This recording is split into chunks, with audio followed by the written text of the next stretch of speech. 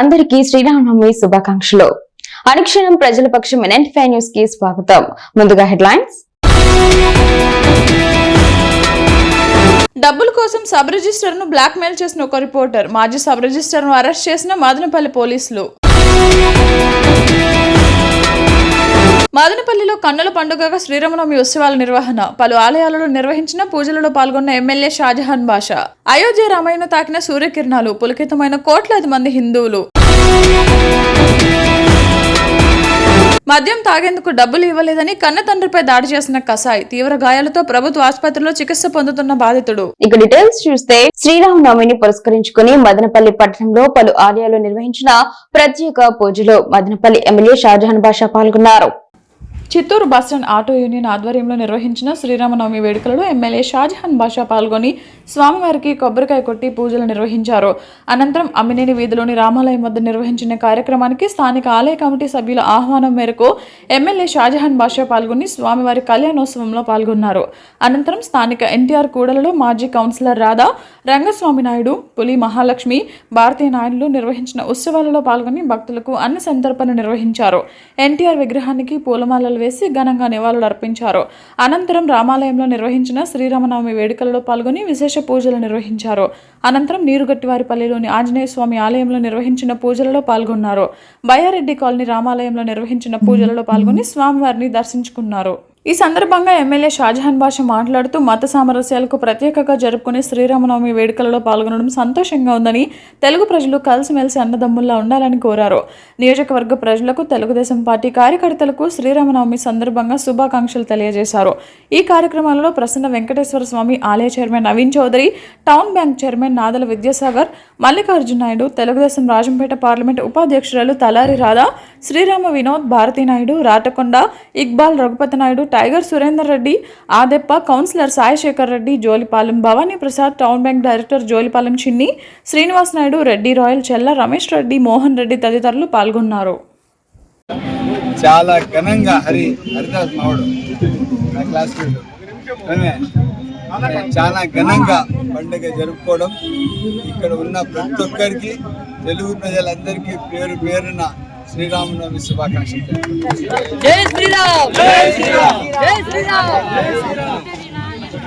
మదనపల్లి 1వ town police station పరిధిలో ఒక ప్రభుత్వ అధికారి అయిన సబ్ రిజిస్టర్ ను లక్ష్యంగా చేసుకుని బ్లాక్ మెయిల్ చేసి డబ్బు వసూలు చేయాలని ప్రయత్నించిన 2 వ్యక్తులు పోలీసులు శుక్రవారం అరెస్టు చేశారు. మదనపల్లి 1 టౌన్ పోలీసులు తెలిపిన వివరాల మేరకు చిత్తూరు జిల్లాకు చెందిన పెన్ పవర్ విలేకరి బూర్గన్ దొరస్వామి, మదనపల్లికి చెందిన మాజీ సబ్ రిజిస్టర్ మూసూరు కోదండరామయ్య కలిసి బాధితుని వ్యక్తిగత, కుటుంబానికి సంబంధించిన స్థిరాస్తి వివరాలను సేకరించారు. ఆ వివరాలను ఆధారంగా తీసుకుని ఫోన్ కాల్స్, వాట్సాప్ సందేశాల ద్వారా నిరంతరం బెదిరింపులకు పాల్పడుతూ బ్లాక్మెయిల్ చేసినట్లు తెలిసింది. ఇంతటితో ఆగకుండా బాధితుడు మరియు అతని బంధువుల ఇళ్ల వద్దకు వెళ్లి ఫోటోలు తీసి పంపిస్తూ ఒత్తిడి పెంచారు. ఈ క్రమంలో ఒక ఇంటి స్థలం ఇవ్వాలని, లేకపోతే దానికి సమానంగా 50 లక్షలు ఇవ్వాలని డిమాండ్ చేసినట్లు పోలీసులు తెలిపారు.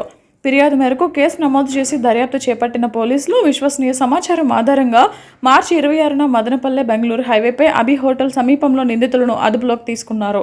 విచారణలో వారు తమ నేరాన్ని ఒప్పుకున్నట్లు వెల్లడించారు. నిందితుల వద్ద నుండి నేరానికి ఉపయోగించిన 2 మొబైల్ ఫోన్లను పోలీసులు స్వాధీనం చేసుకున్నారు. కేసు దర్యాప్తు కొనసాగుతోందని తెలిపారు. అనే ఉంటాయి, ప్లస్ అలాగే కోదండరామయ్య ఇద్దరిని కూడా అరెస్ట్ చేయడం జరిగింది. ఈ దొరస్వామి అనే వ్యక్తి ఇతను నకిలీ విలేకరి, గతంలో కొన్ని పత్రికల్లో విలేకరిగా పనిచేసినాడు. ఇతని యొక్క పద్ధతి నచ్చక వాళ్ళు తీసేయడం జరిగింది. ప్రస్తుతానికి ఏదో పెన్ 4 అనేది ఒక యూట్యూబ్ ఛానల్ పెట్టుకునేసి దాంట్లో చేస్తున్నాడని తెలిసింది. అది కూడా పూర్తి క్లారిటీగా లేదు. అయితే ఇతను గతంలో కూడా ఇతని నేచర్ ఏంటంటే ఎవరో బ్లాక్మెయిల్ చేయడము, బెదిరించడము, డబ్బులు తీసుకోవడము, డబ్బులు లాక్కోవడం ఇది ఉంది. ఈ విధంగా నేచర్లో భాగంగా ఇతని మీద 2 కేసులు కూడా నమోదైనాయి. చిత్తూరు 1 టౌన్ పోలీస్ స్టేషన్లో ఒక కేసు నమోదైంది. అలాగే కూచిపూడి, కృష్ణా జిల్లా కూచిపూడి కూడా ఇదే విధంగా ఎక్స్ట్రాక్షన్, ఎవరో బెదిరింపులు, ప్రభుత్వ అధికారులు బెదిరించడము, వాళ్ళకి డబ్బులు తీసుకోవడం చేసే క్రమంలో 2 కేసులు నమోదయ్యాయి. ఇక 2వ ముద్ద తీసుకుంటే ఈయన మైసూరు కోదండరామయ్య. ఈయన వయసు 65 సంవత్సరాలు ఉన్నాయి. 2019లో ఈయన ఇదే మదనపల్లిలో సీనియర్ అసిస్టెంట్గా పనిచేస్తూ రిటైర్ కావడం జరిగింది. ఈయన ఇక్కడైతే ఏవైతే ఈ ఆఫీసర్లో ఈ మన సబ్ రిజిస్టర్ ఆఫీసులో ప్రాపర్టీకి సంబంధించి కానీ జనసేన పార్టీ రాయలసీమకు కన్వీనర్ రామదాస్ చౌదరి జన్మదినం సందర్భంగా శుక్రవారం ఆయన నివాసం వద్ద పెద్ద ఎత్తున సందడి నెలకొంది. మదనపల్లి ఎమ్మెల్యే షాజహాన్ బాషా తెలుగుదేశం పార్టీ నేతలతో కలిసి వచ్చి రాందా చౌదరికి జన్మదిన శుభాకాంక్షలు తెలియజేశారు. ఆయనతో పాటు ప్రసన్న వెంకటేశ్వర స్వామి ఆలయ committee chairman Gangarapu Naveen Chowdary, Srirama Vinod, Janasena party town secretary Mekala చెరువు అర్జున తదితరులు పాల్గొన్నారు. కూటమి పార్టీల నేతలు శ్రీరామ్ చిన్నబాబు, శివాలయం చైర్మన్ వెంకటరమణ, జనసేన సీనియర్ నాయకులు Chamanchula Mallika, market committee chairman Jangala Sivaram పెద్ద ఎత్తున జనసేన తెలుగుదేశం పార్టీ నేతలు రామదాస్ చౌదరికి పుట్టినరోజు శుభాకాంక్షలు తెలియజేశారు. యూపీలోని అయోధ్య రామ మందిరంలో అద్భుత దృశ్యం ఆవిష్కృతమైంది. సరిగ్గా మధ్యాహ్నం 12 గంటలకు రామ్లల నుదుటిపై సూర్యకిరణాలు పడ్డాయి. ఈ అద్భుత దృశ్యాన్ని తిలకించేందుకు లక్షలాది మంది భక్తులు రామాలయానికి పోటెత్తారు. దీన్ని కళ్ళారా వీక్షించిన వారంతా భక్తి పారవస్యంతో జై శ్రీరామ్ అంటూ నినాదాలు చేశారు. సూర్య తిలకానికి సంబంధించిన వీడియో నెట్టింట వైరల్ అవుతోంది. ప్రధాని నరేంద్ర మోడీ శ్రీరాముని నుదుటిపై పడిన సూర్యకిరణాలను లైవ్ ద్వారా తిలకించి ఆనందాన్ని వ్యక్తం చేశారు.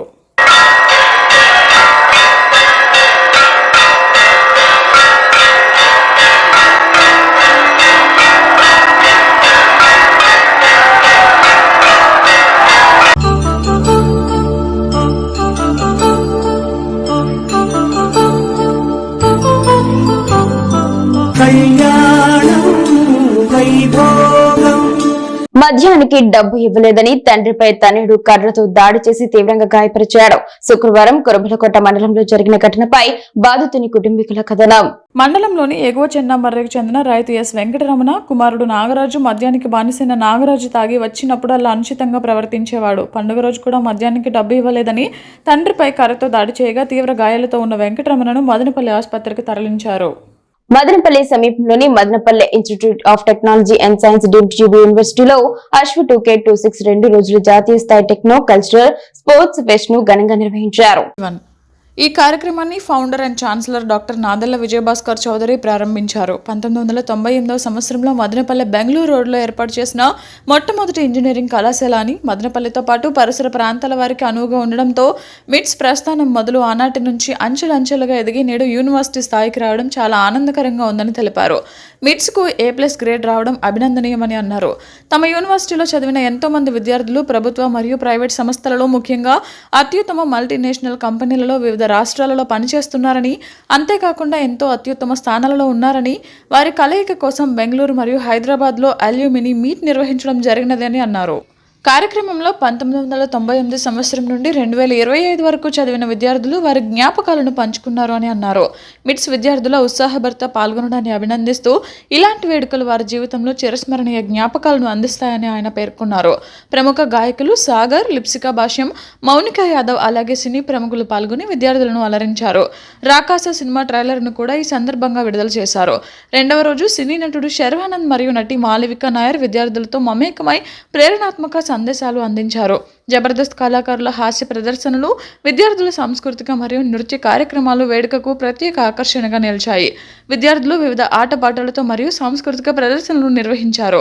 శ్రీరామనవమి పండుగ సందర్భంగా విద్యార్థులు ప్రదర్శించిన రామాయణం నాటికకు ప్రేక్షకుల ప్రశంసలు లభించగా ఉత్తమ ప్రదర్శనగా గుర్తించి ఛాన్సలర్ 50,000 రూపాయల నగదు బహుమతిని అందజేశారు. మొత్తం ఫెస్ట్ విజయవంతంగా ముగిసి విద్యార్థులకు చిరస్మరణీయ అనుభవాలను అందించింది. పేద ప్రజలందరికీ మంచి ఆరోగ్యాన్ని అందించడమే లక్ష్యంగా కూటమి ప్రభుత్వం పనిచేస్తుందని పలమనేరు శాసనసభ్యులు అమర్నాథ్ రెడ్డి పేర్కొన్నారు. పలమనేరు మున్సిపల్ పరిధిలో శుక్రవారం పలు అభివృద్ధి కార్యక్రమాలను ఆయన ప్రారంభించడంతో పాటు భూమి పూజ చేపట్టారు. అందులో భాగంగా తొలుత పట్టణ సమీపంలోని సిల్క్ ఫామ్ వద్ద నూతన బోరు మోటార్ను, రాధాబంగ్లా ప్రాంతంలో మరియు గంటూరు ప్రాంతంలో వోల్టేజ్ సమస్యను పరిష్కరిస్తూ ట్రాన్స్ఫార్మర్లను గంటూరు కాలనీ నందు 91 లక్షలతో నిర్మించిన అర్బన్ హెల్త్ సెంటర్ను ఆయన ప్రారంభించారు. అదేవిధంగా జూనియర్ కళాశాల వద్ద వాటర్ సంప్ ఏర్పాటుకు, బాపూజీ ఉద్యానవనంలో పబ్లిక్ టాయిలెట్ల నిర్మాణానికి భూమి పూజ చేపట్టారు.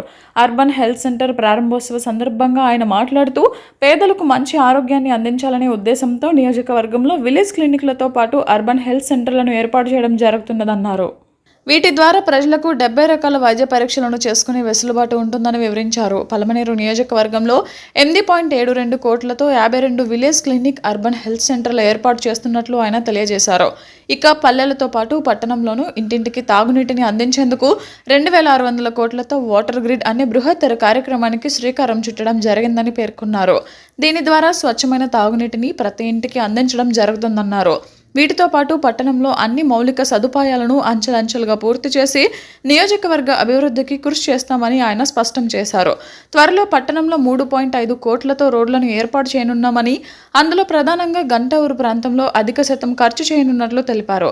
కాబట్టి ప్రభుత్వం అందిస్తున్న సంక్షేమ అభివృద్ధి కార్యక్రమాలను ప్రజలు సద్వినియోగం చేసుకోవాలని ఆయన కోరారు. ఈ కార్యక్రమాల్లో Palamaneru RDO Bhavani, additional DM and HO Venkata Prasad, municipal commissioner NV Ramanareddy, Transco AD Jeevan Kumar Reddy, Balaji cooperative super bazaar అధ్యక్షులు RV Balaji, AMC chairman Rajanna తదితరులు పాల్గొన్నారు.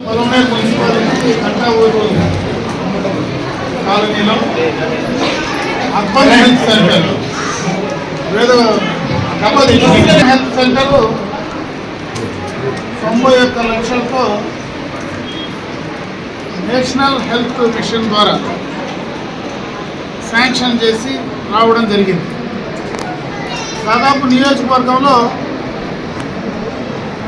విలేజ్ క్లినిక్స్ కానీ, అర్బన్ ఏరియాలో అర్బన్ హెల్త్ సెంటర్స్ కానీ కేంద్ర ప్రభుత్వం నుంచి నేషనల్ హెల్త్ మిషన్ ద్వారా గతంలోనే శాంక్షన్ చేసి ఇవ్వడం జరిగింది.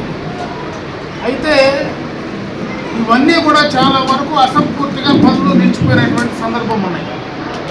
ఈ ప్రభుత్వం వచ్చిన తర్వాత అనుక్షణం ప్రజల పక్షం NN5 న్యూస్ ఇంతటితో సమాప్తం. తిరిగి రేపు బులెటిన్ లో మళ్ళీ కలుసుకుందాం. అంతవరకు సెలవు. నమస్కారం.